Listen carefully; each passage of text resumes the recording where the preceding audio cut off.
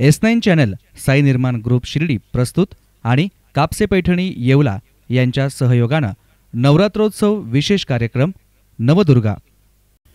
राज्याच्या राजकारणातील बडा नेता म्हणून ओळख असलेले माजी मंत्री आमदार बाळासाहेब थोरात यांच्या घरात जन्मलेल्या आणि राजहंस दूध संघाच्या माध्यमातून महाराष्ट्रभर लौकिक असलेले रणजितसिंह देशमुख पाटील यांच्या अर्धांगिनी सौभाग्यवती शरयू रणजितसिंह देशमुख। राजकारणासह समाजकारणाचं बाळकडू लाभलेल्या शरयू देशमुखांनी स्वकर्तृत्वानं शैक्षणिक संस्था स्थापन करत अमृतवाहिनी इंटरनॅशनल स्कूलची उभारणी केली आणि ग्रामीण भागातील विद्यार्थ्यांना उच्च दर्जाचं शिक्षण लहानपणापासून देण्याचा चंग बांधलाय। बड्या शहरांच्या स्पर्धेमध्ये ग्रामीण विद्यार्थी टिकावा हा शुद्ध हेतू मनाशी बाळगून कार्य करणारी ही दुर्गा। चला तर मग या दुर्गेच्या भेटीला S9 चॅनलचा नवरात्रोत्सव विशेष कार्यक्रम नवदुर्गाच्या माध्यमातून। भारी पडलो आता संकट निवारी, संकट निवारी, संकट निवारी।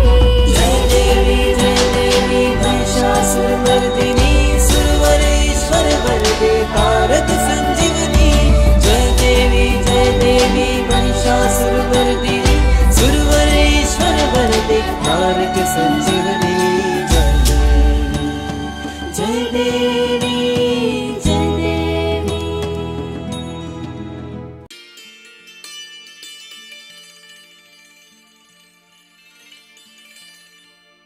श्री सरस्वती सुख शांती समृद्धी शक्ती संपत्ती संयम सफलता संस्कार स्वास्थ्य सन्मान देणाऱ्या जगतजननीस कोटी कोटी प्रणाम समर्पित करतो आहोत।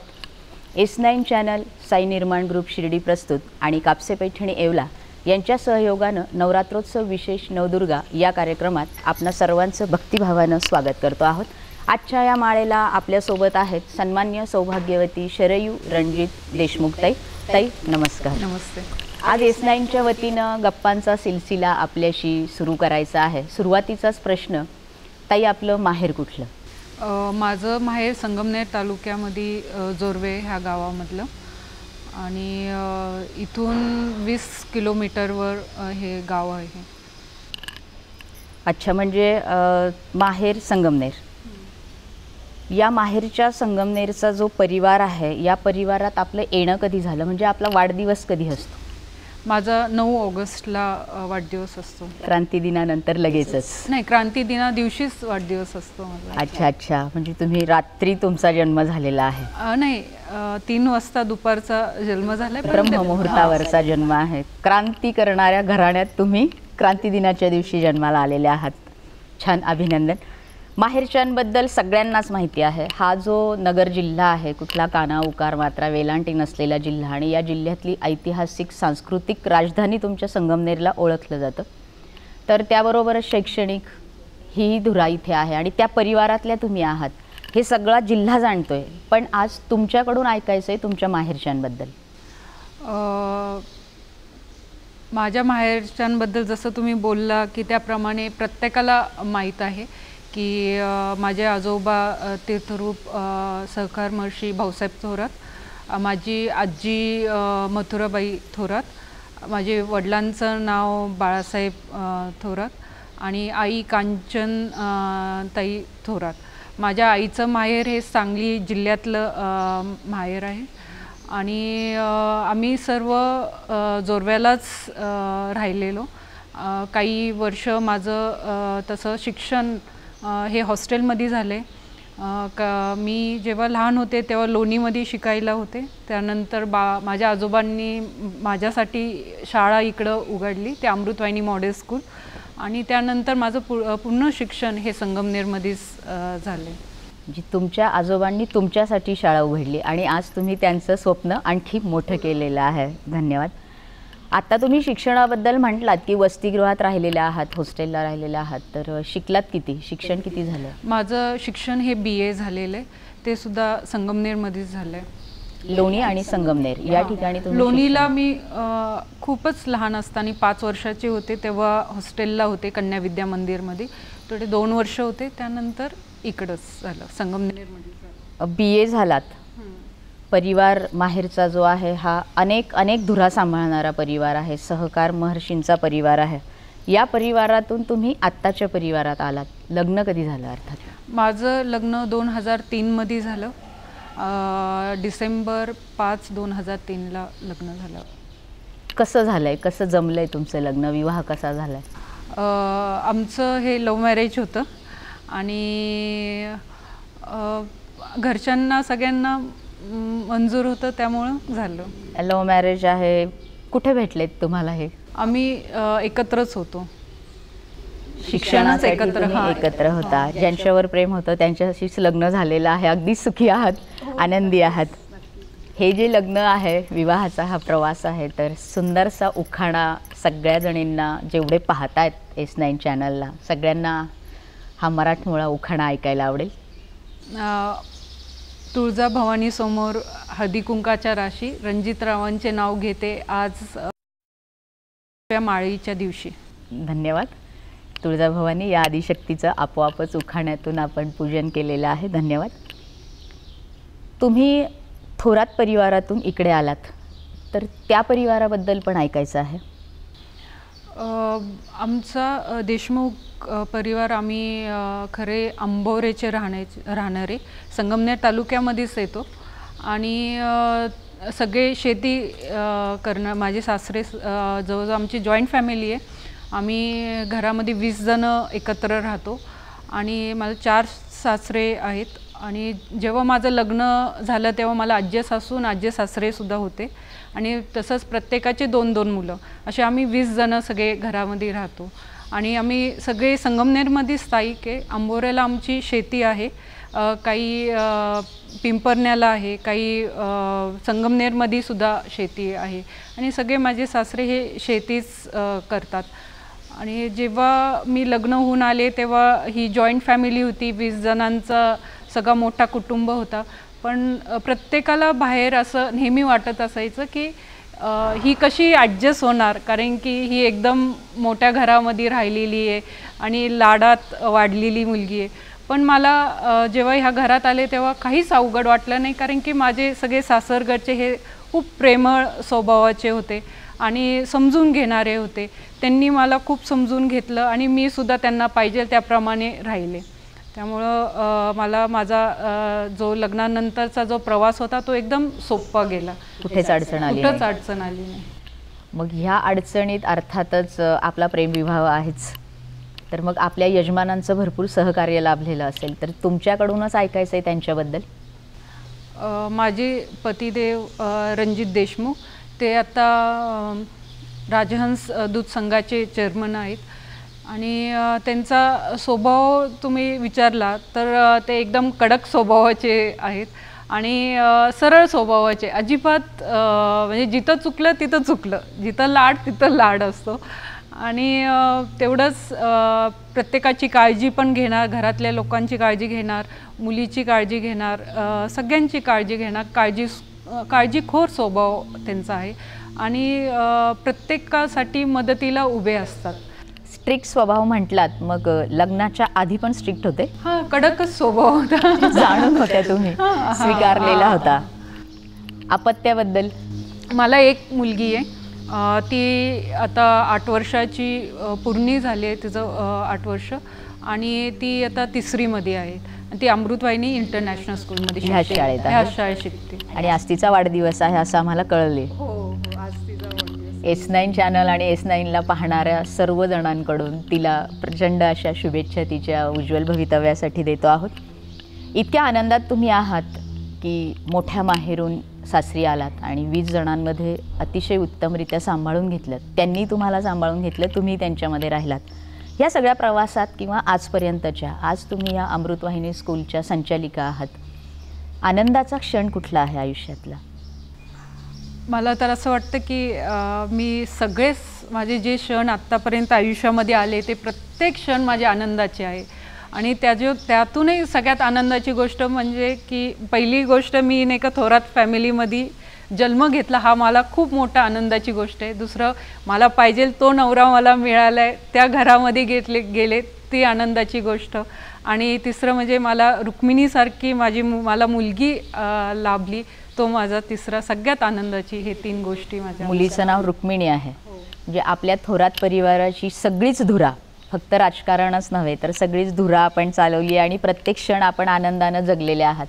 सहकार महर्षी आजोबांची ही नात, या आजींची नात आणि आपल्या आत्या देखील वेगवेगळ्या स्तरावर अगदी उत्तम अशी भूमिका निभावत आहेत. या जीवनावर या जन्मावर शतदा प्रेम करावे असं प्रेम प्रत्येक क्षण आपण जगलेले आहात. धन्यवाद. पण ऊन सावलीचा खेळ असतो तसे आयुष्यात आनंदाचे पण तसेच काही हृदयाला चटका लावून जाणारे क्षण असतात. तर असा काही क्षण आहे की जो हृदयात खोलवर आहे, रुतलेला आहे? की मला असे क्षण तसं पाहिलं तर खूप कमी आले माझ्या आयुष्यामध्ये आणि माझ्या काही फार लक्षात राहत नाही असे क्षण. पण एक असा क्षण आला की माझी आई आजारी पडली होती, तिला कॅन्सर झाला होता. त्यावेळेस आम्हाला तो क्षण सगळ्यात मला अवघड क्षण होता माझ्या आयुष्यामधला, की कसं आम्ही सगळे ह्या सामोरे गेलो. हां, आज आई ठणठणीत आहे. हो, आई आता एकदम निरोगी आहे आणि व्यवस्थित आहे. धन्यवाद. या ज्या अंगणात आपण आहोत हे Amrutvahini school, Amrutvahini international school Amritnagar. या अमृतनगरच्या अमृतवाहिनी इंटरनॅशनल स्कूलचं जे काम तुम्ही पाहताय, संचालिका झालेल्या आहात, तर कधी असं वाटलं की शाळेशी संबंधित किंवा शैक्षणिक काम आपण करावं, असं तुमचं इकडे वळणं कसं झालेलं आहे? कारण तुमच्याकडे राजकारण माहेरी, सासरी राजकारणाचा मराठमोळ्या मातीचा शेतीचा वारसा, तुम्ही इकडे कसा वळलात? खरं सांगायचं म्हणजे मला नेहमी असं वाटायचं की आपण आयुष्यामध्ये काहीतरी केलं पाहिजे. कारण की मी तसं पाहिलं तर लग्न झाल्यानंतर 5 वर्ष घरीच होते. त्यानंतर माझे सासू सासरे घरचे नेहमी, माझे आजी सासूसुद्धा त्या पण नेहमी म्हणायच्या की जसं तुमच्या सासवांनी घरामध्ये आयुष्य काढलं आहे तसं तुम्ही करू नका, तुम्हाला संधी आहे, तुम्ही बाहेर पडा. आणि मला असं वाटायचं की ते एवढे आपल्याला संधी देतात आणि आपण घरात तरी बसू नये, तर आपण नक्की काहीतरी केलं पाहिजे. तर मग मी सुरुवातीला साहेबांकडे गेले, म्हटलं मला असं वाटतं की मला अमृतवाहिनी मॉडेल स्कूल ही बघायला आवडेल. तर ते म्हटले तू काय बघशील? म्हटलं आपल्याकडं नर्सरीचा क्लास नाही आहे, तर आपण नर्सरीपासून सुरू करूया. तर म्हटलं ठीक आहे. मग मी साहेबांकडं म्हणजे माझ्या वडिलांकडं गेल्यानंतर त्यांनी सांगितलं तिथे शरयू आजपासून येईल अमृतवाहिनीमध्ये आणि नर्सरी आम्ही सुरू केली. सुरुवातीला 11च मुलं होते. मग त्यावेळी साहेब महसूल मंत्री होते? नाही, त्यावेळेस ते कृषी मंत्री होते. कृषी मंत्री, त्यानंतर महसूल मंत्री. तुम्ही मांडलेली इच्छा अगदी सहज स्वीकारली त्यांनी? नाही स्वीकारली खरं. कारण की मला असं वाटतं की त्यांना असं वाटत होतं की नाही, घरातल्यांनी आता याच्यामध्ये येऊ नये फारसं. तर पण त्यांना लक्षात आलं की हिला काहीतरी वेगळी करण्याची इच्छा आहे. तर मी त्यांना खूपदा मागं लागले, नाही मला एकदा करू द्या, आणि तुम्हाला असं वाटलं मला जमत नाही तर मी आपोआप बाजूला होऊन जाईल. पण मग त्यांनी मला संधी दिली आणि मी केलं. अच्छा, म्हणजे तुम्ही 5 वर्ष घरी राहिलात, पण आजी सासूंचं सुद्धा सांगणं होतं की बाहेर पडा, आणि ती इच्छा तुम्ही, आजी सासूंची इच्छा वडिलांपर्यंत मांडली. एक मंत्रीपद असणाऱ्या पित्यानं तुम्हाला अगदी सहजपणे न देता, की त्यांचा नकार होता, पण तुम्ही तुमच्या इच्छेनं तो होकार मिळवला. मग हे सगळं करत असताना अडचणी आल्या काही? नाही, अडचणी असं तसं पाहिलं तर माझी नेहमी इच्छा होती की वेगळं काहीतरी शिक्षणात मी करते तर वेगळं काहीतरी उभं करायचं. कारण की जेव्हा मी शाळेमध्ये शिकत असताना ज्या ट्रेडिशनल पॅटर्ननी मी शिकले होते, जे पाटी, ते मला कधीच आवडलं नव्हतं. त्यामुळं माझ्या नेहमी डोक्यात असायचं की आपण आता याच्यात आलो आहे तर वेगळंच काहीतरी करायचं. त्यामुळं मग मी वेगळ्या ह्याने सुरुवात केली होती, प्रॅक्टिकल बेस एज्युकेशन सुरू केलं. तर तेव्हा मला अडचण अशी आली की मला जेव्हा मॉन्टेसोरी कोर्स सुरू करायचा होता, प्युअर मॉन्टेसोरी कोर्स, जो इक्विपमेंट्स बरोबर मुलं शिकतात, आणि त्या शाळेमध्ये तुम्ही बघितलं तर नाही का कुठंच बोर्ड नाही आहे, खडू नाही आहे, तरीही मुलं एकदम छान प्रकारे हसत खेळत शिकतात. आणि त्याच्यामध्ये पालकांना हे कुठंतरी पचत नव्हतं. कारण की पालकांना नेहमी बघायची सवय होती की शाळेमध्ये बोर्ड असणं, मुलं ते कॉपी करणं, ते लिहिणं आणि ABCD KGमध्ये गेल्या गेला मुलगा लगेच ABCD म्हणतो, 1 to 100 शिकतो. आणि ह्या शाळेमध्ये कुठंतरी वेगळी पद्धत होती की आपण खूप स्लो अँड स्टडी जात होतो. तर पालक अजिबात नाखुश होते. त्यावेळेस काही पालकांनी काढून घेतले, मग 8च मुलं राहिले. तरी मी हिंमत हारली नाही आणि तरी ती शाळा चालू ठेवली. आणि आज ती शाळा तुम्ही जी इंटरनॅशनल स्कूल म्हणताय ती आज एवढी मोठी उभी राहिली. मग त्यावेळी तुम्ही जी मात केली ती स्वतःहून केली की मी हारणार नाही? एकटीने. हो, एकटीने. ॲक्च्युली म्हणजे मला कधी कधी अभिमान वाटतो की म्हणजे माझ्या वडिलांच्या हातात बऱ्याचशा काही गोष्टी होत्या. तर मी सुरुवातीला जेव्हा ही शाळा चालू केली तेव्हा ही शाळा मी संगमनेर शहरामध्ये केली. एक छोट्याशा घर घेतलं भाड्याने आणि त्या भाड्याच्या घरामध्ये चालू केली. मला असं वाटतं की वडिलांना खूप सोपं होतं की त्यांनी मला पटकन जमीन घेऊन देणं, मोठी शाळा चालू करून देणं. पण त्यांनी तसं केलं नाही. ते म्हणे तू आधी प्रयत्न कर, कसं होतंय ते बघ. आणि मग काही वर्ष मी तिथं सुरू केले आणि त्यानंतर इकडं आम्ही ही इंटरनॅशनल स्कूल चालू केली. म्हणजे वडिलांनी तुम्हाला सगळं शक्य असताना सुद्धा संघर्ष काय असतो तो आपोआप जाणवून दिला. आणि 8 विद्यार्थी असताना सुद्धा आपण हिंमत हारला नाहीत. जेवढ्या भगिनी, जेवढ्या महिला, जेवढे प्रेक्षक, जेवढे श्रोते हे सगळं पाहतायत, निश्चितच घेण्यासारखं आहे. आणि ही नारी शक्ती, या नारी शक्तीला पुन्हा एकदा सलाम. या अमृतवाहिनीच्या या प्रवासाबरोबर स्वतःचा जो आयुष्याचा प्रवास आहे त्यात कुठला छंद अगदी आवडीनं तुम्ही जोपासलेला आहे? मला छंद असं म्हटलं तर मला रीडिंग वाचायला खूप आवडतं. आणि दुसरं गोष्ट की मला वेगवेगळ्या ठिकाणी फिरायलाही खूप, ट्रॅव्हलिंग खूप आवडतं. तर जमल तसं, सुट्टी मिळेल तसं आम्ही जातोच बाहेरगावी. आणि पुस्तकांमध्ये जसं वेळ मिळेल तेवढं वाचनही करतो. अच्छा, वाचन आणि पर्यटन, जगाचा अभ्यास करायला आवडतं. धन्यवाद. हा गप्पांचा सिलसिला असाच सुरू राहणार आहे. S9 चॅनल, साई निर्माण ग्रुप शिर्डी प्रस्तुत आणि कापसे पैठणी येवला यांच्या सहयोगानं नवरात्रोत्सव विशेष नवदुर्गा या कार्यक्रमात घेतो आहोत छोटीशी विश्रांती. कुठेही जाऊ नका, बघत राहा नवदुर्गा. S9 चॅनल, साई निर्माण ग्रुप शिर्डी प्रस्तुत आणि कापसे पैठणी येवला यांच्या सहयोगानं नवरात्रोत्सव विशेष कार्यक्रम नवदुर्गा. विश्रांतीनंतर S9 चॅनल, साई निर्माण ग्रुप शिर्डी प्रस्तुत आणि कापसे पैठणी येवला यांच्या सहयोगानं नवरात्रोत्सव विशेष नवदुर्गा या कार्यक्रमात पुन्हा एकदा भक्तिभावानं स्वागत करतो आहोत. हा गप्पांचा सिलसिला सुरू राहतो आहे शरयूताईंबरोबर. ताई, आपण छंदापर्यंत होतो आणि वाचन, पर्यटन, जगाचा अनुभव घेणं, प्रवास हे आपले छंद. वाचन आहे तर आवडतं पुस्तक कुठलं आहे? मला सुधा मूर्तींचं पुस्तकं वाचायला फार आवडतात. आणि त्यातून आय टॉट माय ग्रँडमदर म्हणून त्यांनी जे पुस्तक लिहिलं आहे ते एक सगळ्यात आवडतं पुस्तक आहे. म्हणजे सुधा मूर्ती, पुन्हा एकदा नारी शक्ती बरोबर जगातल्या एक उत्तम लेखिका, सर्वोत्तम लेखिका असणाऱ्या सुधा मूर्ती आपल्या आवडत्या लेखिका आहेत. धन्यवाद. आवडतं गाणं कुठलं आहे? मला गाणे ऐकायला मनापासून खूप आवडतं. आणि मी नेहमी प्रवासात असते तेव्हा नेहमी गाणे ऐकतच प्रवास करत असते. आणि जेव्हाही घरात असेल, मोकळा वेळ असेल तेव्हासुद्धा मला गाणे ऐकायला फार आवडतात. असं गाणं म्हटलं कोणतं एखादं आवडतं असं मला आठवणार नाही, पण गाणे कोणतेही गाणे असतील तर ते मला ऐकायला फार आवडतात. म्हणजे आम्ही पुढे या मैफिलीत आपणास गाणं म्हणायला सांगणार होतो. ती इच्छा S9च्या प्रेक्षकांची पूर्ण होईल का? मला आत्ता सध्या एकही गाणं आठवत नाही. धन्यवाद. चित्रपट पाहता? हो, मला चित्रपटही बघायला आवडतात. मग आवडता चित्रपट? आवडता चित्रपट अवघड प्रश्न आहे, मला नाही आठवत. आवडता अभिनेता? अभिनेता असं प्रत्येक पिक्चर बघितलं तर प्रत्येक पिक्चरमध्ये असं वाटतं की हा चांगला काम करतोय. आणि हा म्हणजे असं खास असं कोणता अभिनेता मला चांगलेपणावर असं तुमचं प्रेम आहे की जे चांगलं आवडलंय लगेच? अभिनेत्री?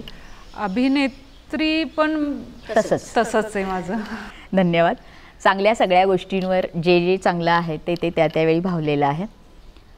या थोरात परिवाराचा महिमा जो आहे हा या संपूर्ण नगर जिल्ह्याला आणि राज्याच्या बाहेर परिचित आहे, की अशी कुठलीच गोष्ट नाही की ती थोरात परिवारानं केलेली नाही. सहकार महर्षींचा जो वारसा आहे तो तुमच्या वडिलांच्या मार्फत, तुमच्या आत्यांच्या मार्फत, तुम्हा सगळ्या जणींच्या मार्फत अतिशय उत्तमरित्या चालू आहे.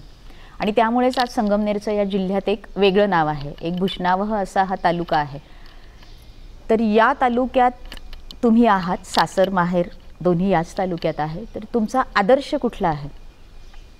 थोरात परिवाराची ही कन्या, देशमुख परिवाराची सून, तिचा आदर्श कुठला आहे? तुम्हाला राजकारणाविषयी तुम्ही मला तुमचा कुठलाही की आता राजकारण म्हटलं तर नक्कीच माझे आजोबा आणि वडील हे माझे आदर्श आहे. आणि संसार घर हे सगळं म्हटलं तर माझे आई आणि माझी सासू हे माझे आदर्श आहे. नारी शक्तीला पुन्हा एकदा सलाम. या परिवाराबद्दल अजून काही तुम्ही सांगू इच्छिता? सगळ्यांना सगळंच माहिती आहे पण तुमच्याकडून थोरात परिवारविषयी तुम्ही विचारत असाल तर थोरात परिवारामध्ये आम्ही तिघी बहिणी आहे आणि एक भाऊ आहे. माझी 2 नंबरची बहीण जी आहे ती अहमदाबादमध्ये असते आणि 3 नंबरची बहीण तिचं नाव जयश्री आहे. ती MD झालेली आहे आणि ती मुंबईमध्ये टाटामध्ये जॉब करते.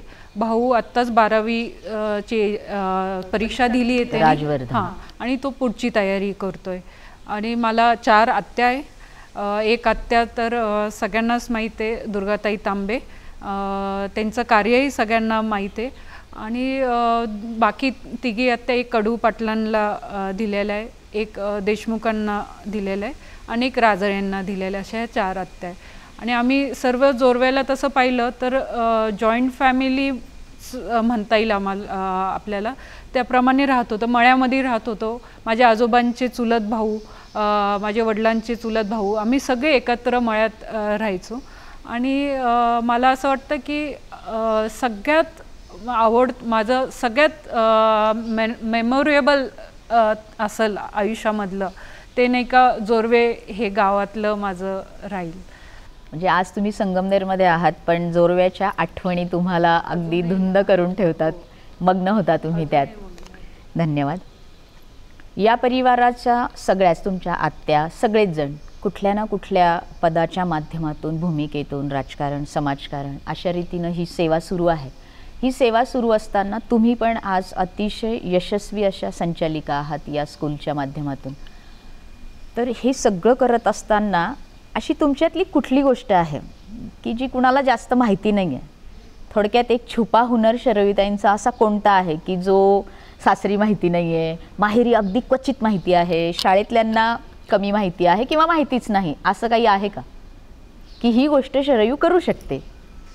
ॲक्च्युली मला एक सांगायचं आहे की मी आयुष्यामध्ये आत्तापर्यंत जे माझ्या मनामध्ये आले मी ते सगळंच करून बघितलं. मनमौजी आहात. मला खूप इच्छा होती की आयुष्यात काहीतरी केलं पाहिजे तर ते मी करते. माझी इच्छा होती की नाही बाबा मला ड्रायव्हिंग यायला पाहिजे तर मी ड्रायव्हिंगसुद्धा शिकून घेतलं. आणि एक अशी इच्छा होती की मला असं वाटत होतं की कधीच माझ्याकडून हे होऊ शकत नाही, तर ते म्हणजे स्विमिंग. तर मी आत्ता मागच्या वर्षी स्विमिंग शिकले. अशा पद्धतीने मी माझ्यामधले मला जे शिकता नाही आलं लहानपणी किंवा जे राहिले ते मी आत्ता पूर्ण केलं आहे. पण मला असं वाटतं की बऱ्याच जणांना माहीत नसेल की मी स्पोर्ट्समध्ये स्पोर्टमॅन होते चांगले. मी रनर होते आणि डिस्ट्रिक्ट नॅशनल लेवलपर्यंत खेळली. वा. अशी ही आजची दुर्गा जी आहे ही दुर्गा मैदानावर धावणारी सुद्धा दुर्गा आहे आणि अनेक मेडल्स, अनेक पदकं, अनेक बक्षिसं आपण घेतलेली आहेत. S9च्या वतीनं आणि सगळ्या प्रेक्षक श्रोत्यांच्या वतीनं आपलं मनपूर्वक अभिनंदन. आणि या संचालिका माध्यमातून आता विद्यार्थ्यांना मी रनर होते आणि तुम्हीही यात टॉप करणार आहात हे सांगणार आहात. धन्यवाद. आता आम्ही एक प्रश्न विचारणार होतो या गप्पांमध्ये की काय मला येत नाही, तुम्हाला काय येत नाही, पण तुम्ही सांगून टाकलं की मला जे जे येत नव्हतं ते सगळं मी केलेलं आहे. या सगळ्या प्रवासात भगवंत परमेश्वर इथे आल्या आल्या या माताश्री सरस्वती मातेचं दर्शन आम्हाला झालं आहे या अंगणात. की ही अव्यक्त असणारी माता तुम्ही मुलांच्या या माध्यमातून व्यक्त केलेली आहे. कुठल्या दैवताची पूजा तुम्हाला आवडते ही या नवजागरात या नवरात्रीत आम्हाला तुम्हाला विचारायला आवडेल की कुठल्या देवतेची पूजा अर्चा आपण करता आहात किंवा श्रद्धास्थान तुमचं कुठलं आहे? खरं सांगायचं म्हणजे मी माझ्या आजोबांकडून घरामध्ये एकच ऐकलं होतं की दगडात देव बघण्यापेक्षा माणसात देव बघावा. तर मी आत्तापर्यंत तेच केलं. कधी पण मी कोणत्याही व्यक्तीला हे चांगले गुण त्यांच्यातले बघितले आणि त्यांना ते देवाच्या जागी असं मी समजते त्यांचे जे चांगले गुण असतील ते. तर त्याच्यामध्ये सपोज माझे आजोबा असतील, वडील असतील किंवा माझे मिस्टरसुद्धा असतील, माझे सासूबाई असतील, आई असेल, तर हे सगळे मला आज देवाच्या स्थानी आहे की आज जे मी आहेत खरं त्यांच्यामुळं आहे. आणि मी हे सगळं मनात ठेवून सगळं करते. पण आता प्रत्येकाला एक मला नेहमी असं वाटायचं की आपण ठीक आहे, आपल्याला बाबांनी सांगितलं होतं की दगडात देव नाही बघू, माणसात देव बघा. पण मग मला कुठंतरी असं वाटायचं की नाही, आपल्याला कोणाची तरी सपोर्टची पण गरज आहे. आणि त्यामुळं मग मी शिर्डीला जायला लागले. शिर्डी खूप जवळ होती पण खूप जाणं येणं नव्हतं आमचं शिर्डीला. तर मग मी सुरुवातीला दर गुरुवारी जायला लागले. तर मला चांगले चांगले अनुभव यायला लागले आणि कुठंतरी मन असं प्रसन्न वाटत होतं की आपण चांगलं काहीतरी कुठंतरी जातोय आणि मन मोकळं करतोय असं. आणि मला आज बाबांची मनापासून हो. अनंत कोटी ब्रह्मांड नायक साईनाथ आपलं श्रद्धास्थान आहेत आणि आजोबांनी सांगितल्याप्रमाणे जे जे दिसे भूत ते ते माने जे भगवंत अशी या परिवाराची धुरा. आणि देवदगडाचा बोलेल कैचा कोणे काळी त्यासी फुटेल वाचा, हे आपल्या आजोबांनी आपल्याला संतांची दिलेली ही शिकवण. धन्यवाद. या सगळ्या प्रवासात सगळ्या चांगल्या गोष्टी तुम्हाला आवडतात हे आम्हाला सगळ्यांना कळलं आहे. पण अशी कुठली बाब आहे की तिचं नाव घेतल्याबरोबर आपल्याला चीड येतं, तिरस्कार वाटतो त्या गोष्टींचा समाजात वागताना या आपल्या दिनचर्येत? पहिली गोष्ट की महिलांना कमी समजलं जातं आणि दुसरं की महिलांवर जो अत्याचार होतो त्या बाबतीत खरंच मनापासून तिरस्कार वाटतो, चीड येते. आणि का बरं असं वाटतं की कोणाला प्रत्येक घरामध्ये मुलगा हा हवासा असतो आणि मुलगी का बरं नकोशी असते हे ऐकल्यानंतरसुद्धा मला खरंच मनापासून खूप वाईट वाटतं की नाही, हे असं नाही पाहिजे. आणि खोटं बोलणं मला अजिबात नाही आवडत. मला कोणी खोटं बोलत असेल तर आणि नंतर कळालं तर मग तो माणूस माझ्या मनातूनच उतरून जातो.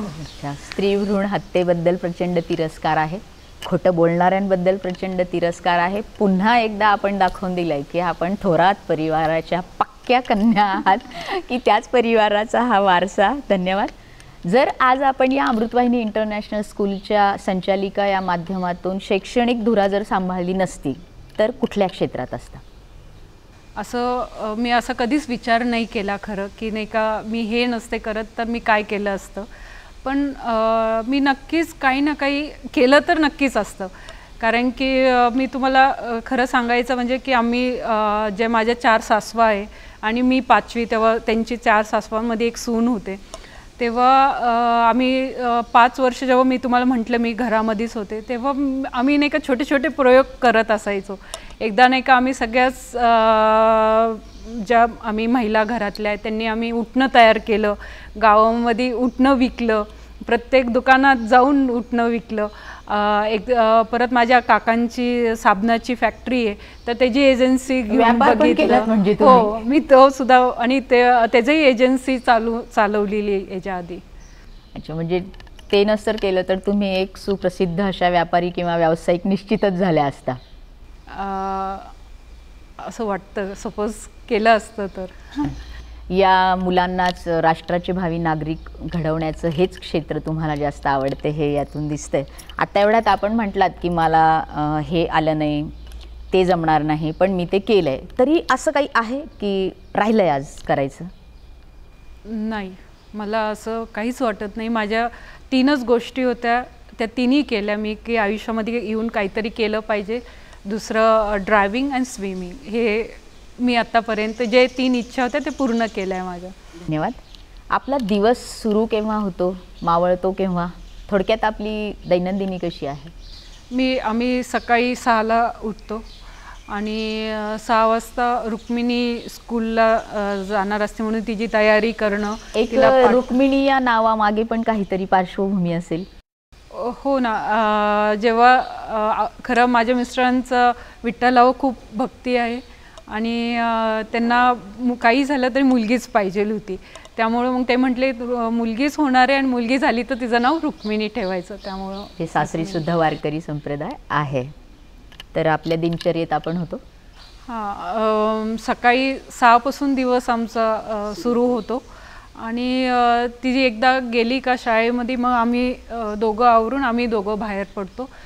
दुपारच्या वेळेस आम्ही दोघंही प्रयत्न करतो की एकत्र येऊन जेवण करायचं आणि भले 3 वाजले किंवा 4 वाजले तरी आम्ही एकमेकांसाठी थांबतो. तेवढी भूमिका तुम्ही बजावता आहात. आणि मग एकत्र जेवण करून परत संध्याकाळी बाहेर जातो. पण एक आहे की मी माझ्या पूर्ण किती व्याप असला तरी मी स्वतःला 1 तास द्यायचा ठरवलेला आहे. तर मी त्याच्यासाठी योगा करते. अगदी हेच विचारणार होतो की हे स्वास्थ्य टिकवण्यासाठी आपण काय करता?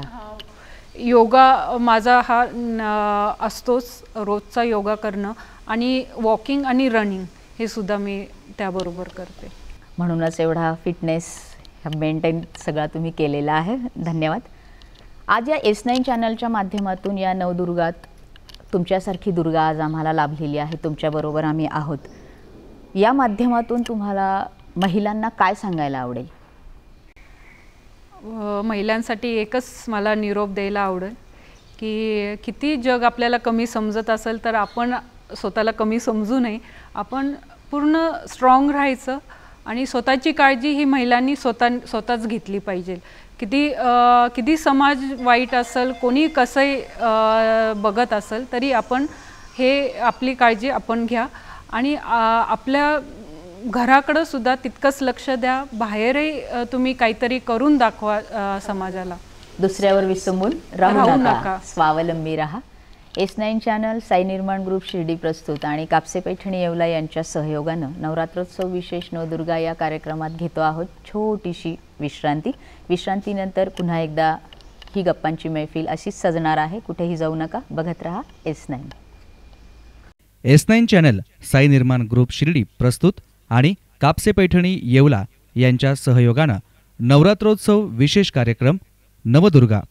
नंतर पुन्हा एकदा आपलं S9 चॅनल, साई निर्माण ग्रुप शिर्डी प्रस्तुत आणि कापसे पैठणी येवला यांच्या सहयोगानं नवरात्रोत्सव विशेष नवदुर्गा या कार्यक्रमात भक्तिभावानं स्वागत करतो आहोत.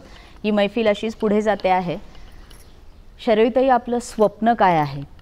कारण अजून भरपूर काळ शिल्लक आहे तुमच्यासाठी. टप्पा गाठायचा आहे. कमी वयात आपण एवढी झेप घेतली आहे. माझं स्वप्न नक्कीच शैक्षणिक याच्यातच असणार आहे. मला आता तुम्ही ही इंटरनॅशनल स्कूल आज इथं बघितली, हे एक स्वप्न होतं की CBSE स्कूल आपल्याकडं पाहिजे म्हणून, तर CBSE चालू केली. त्यानंतर माझा आता नवीन प्रयोग चालू आहे की प्रॅक्टिकल बेस्ड स्कूल म्हणून एक प्रयोग चालला आहे. तर तो 3री पर्यंत आता आहे आणि पुढं 7वी पर्यंत तो तसाच न्यायचा आणि त्यानंतर केम्ब्रिजला अटॅच करायचं आहे.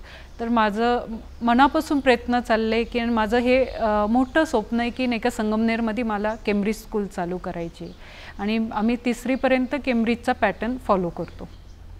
या नारी शक्तीला आईचे हे आशीर्वाद मिळणारच आहेत. या स्कूलच्या बाबतीतलं जे स्वप्न आहे हे केम्ब्रिज स्कूलला अटॅच करण्याचं, ज्या परिवारातनं आपण आलेल्या आहात त्या परिवाराचा धागा पकडून आपण काही सांगू इच्छिता का? आता तसं पाहिलं तर बाबांच्या काळामध्ये आपण म्हणू की त्यांनी भरपूर कार्य करून ठेवलं आहे.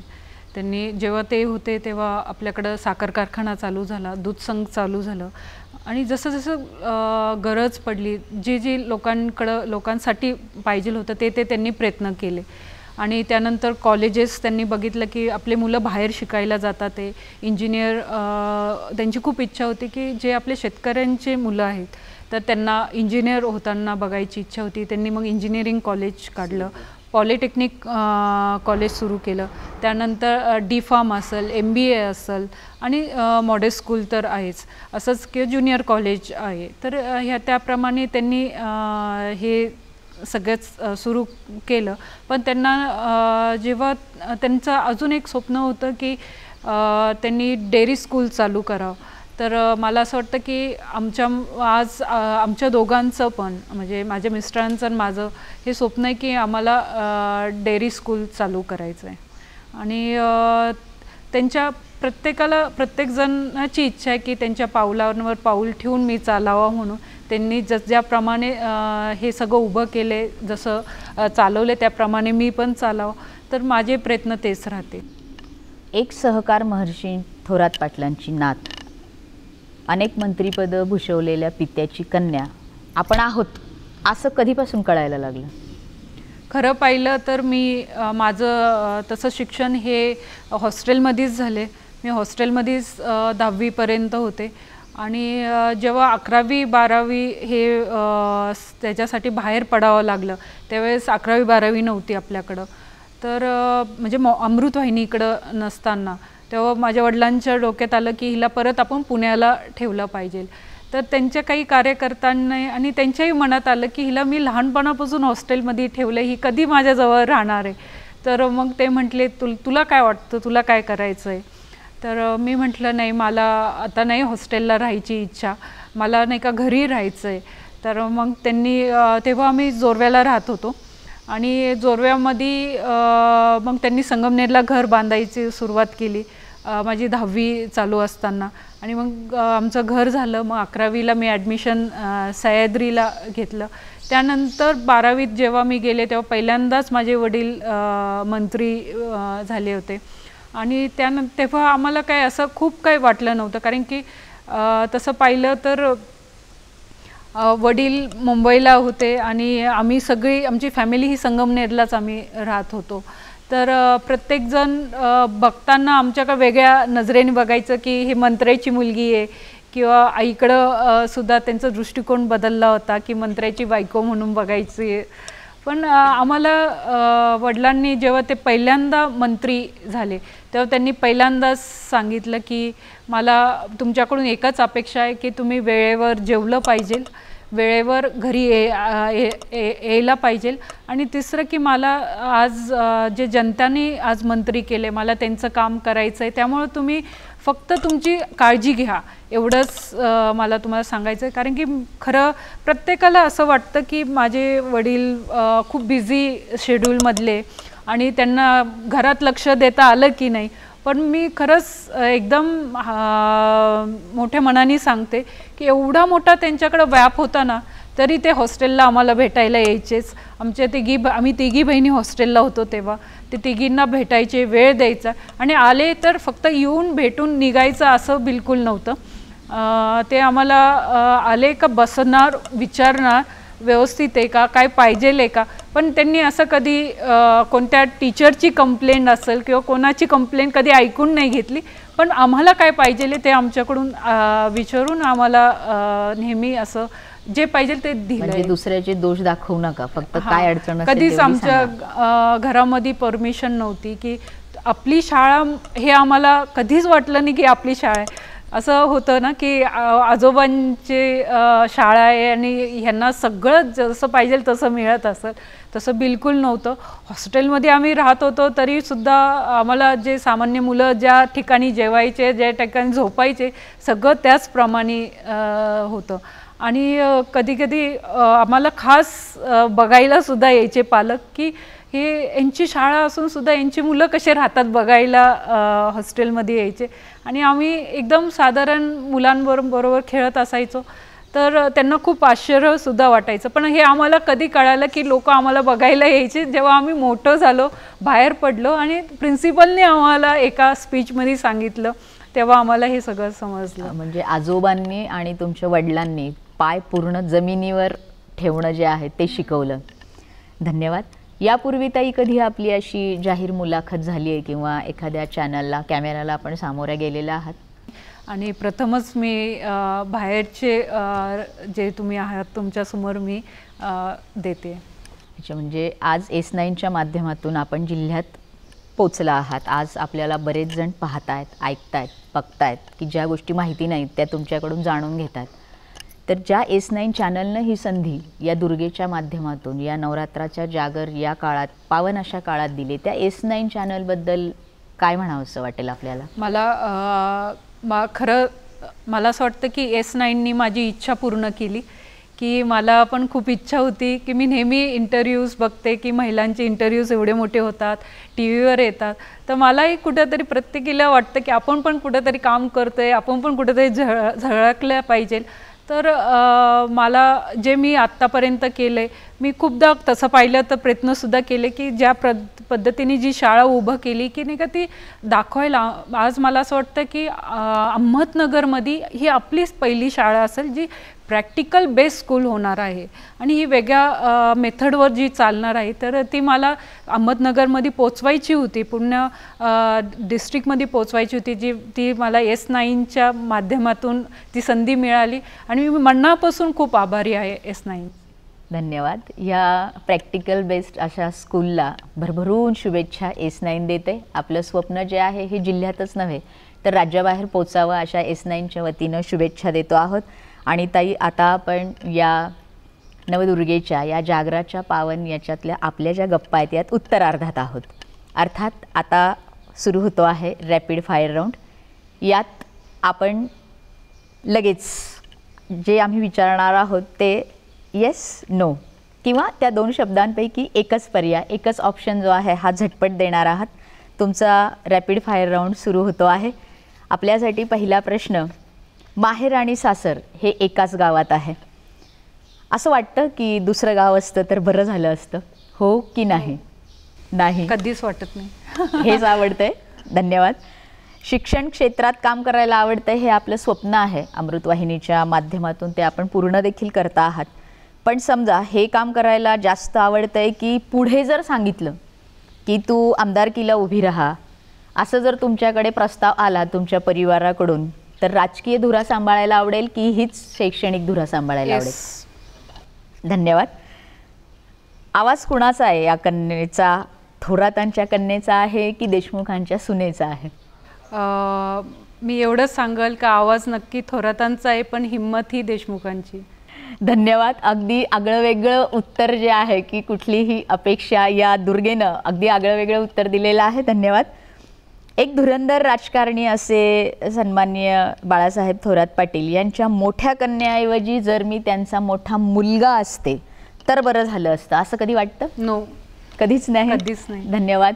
अशी ही दुर्गा, अगदी कणखर अशी दुर्गा आहे की या गप्पांमध्ये ज्यावेळी खुश व्हायचं आहे त्यावेळी खुश झालेली आहे. तिच्या चर्येवरचे, त्या चेहऱ्यावरचे हावभाव आम्ही निरखलेले आहेत, तुम्ही सर्वांनी निरखलेले आहेत.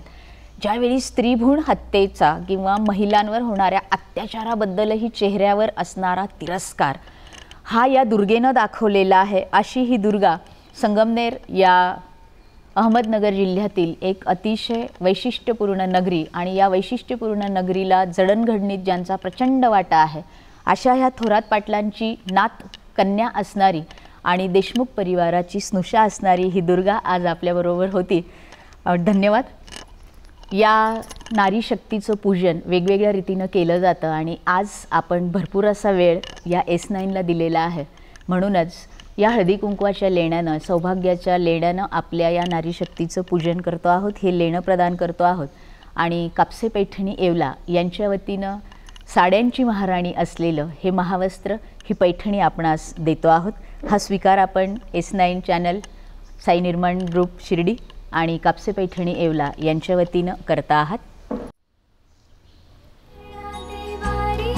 भारी पडलो आता संकट निवारी,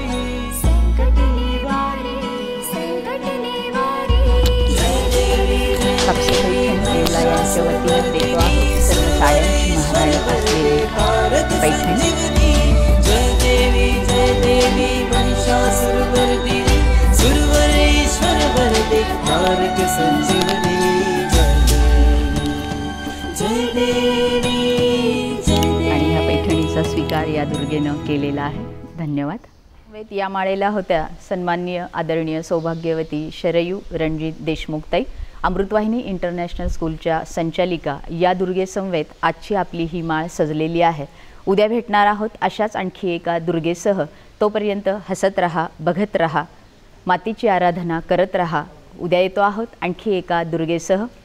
तोपर्यंत नमस्कार. नमस्कार.